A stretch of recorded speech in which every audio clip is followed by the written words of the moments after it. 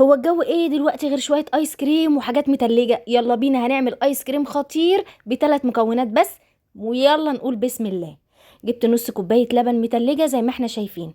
هحط عليها كيس كريم شانتيه، اي كيس كريم شانتيه بيتباع في السوبر ماركت. هضرب بالمضرب كده لحد ما الكريمة بتاعتي تتماسك ويبقى القوام بتاعها كريمي. يا سيدي هنعمل ايس كريم خطير النهارده يا ولادي يجنن. جبت المانجايتين بتوعي وقشرتهم وقطعتهم كده زي ما احنا شايفين. هحطهم بقى على الكريمه بتاعتي واديهم ضربه كده بالمضرب علشان المانجا تندمج مع الكريمه وتتقطع كده جواها وتاخد طعم المانجا الخطير.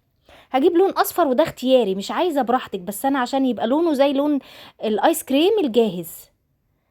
عايزه اقول لكم بجد لذيذ جدا وعمل كميه ما شاء الله كبيره، اوفر واحلى وانضف حاجه كده. يعني حاجه البيت دايما احلى بكتير. شايفين لونه، قوامه، طعمه. قطعت منجايه بقى وحطيتها على الوش كده مكعبات زي ما احنا شايفين. الله الله. عايزه اقول لكم سهل وبسيط، وزي ما قلت لكم بثلاث مكونات بس هتعملي بولة ايس كريم كبيره فاميلي عائلي. هغطيها واحطها في الفريزر من بالليل للصبح، يعني مش اقل من 6 ساعات. تمام. بصوا بقى هنا طلعتها وتعالى اوريكم بقى الكواليس. بصوا ما شاء الله جمدت. المفروض احنا نسيبها شويه تستهدى كده وتفك شويه عشان نعرف يعني نطلع بالمعلقه.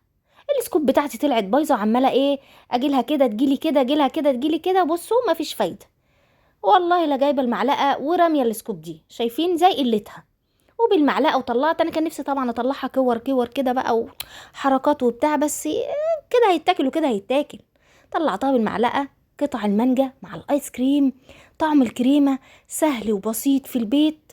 يعني ما شاء الله تعملي لولادك بولة ايس كريم كبيره تقعد معاكوا الاسبوع كله، يعني هتقضي. شايفين جماله يجنن وسهل وسريع، وطعم المانجا فيه بقى كده بيور، حاجه كده لذيذ جدا وتحسي ان انت بتاكلي. يعني هنا بقى كانت المهمه تمت بنجاح. انتوا طبعا شايفين شكله وطعمه، جربوه هيعجبكم جدا.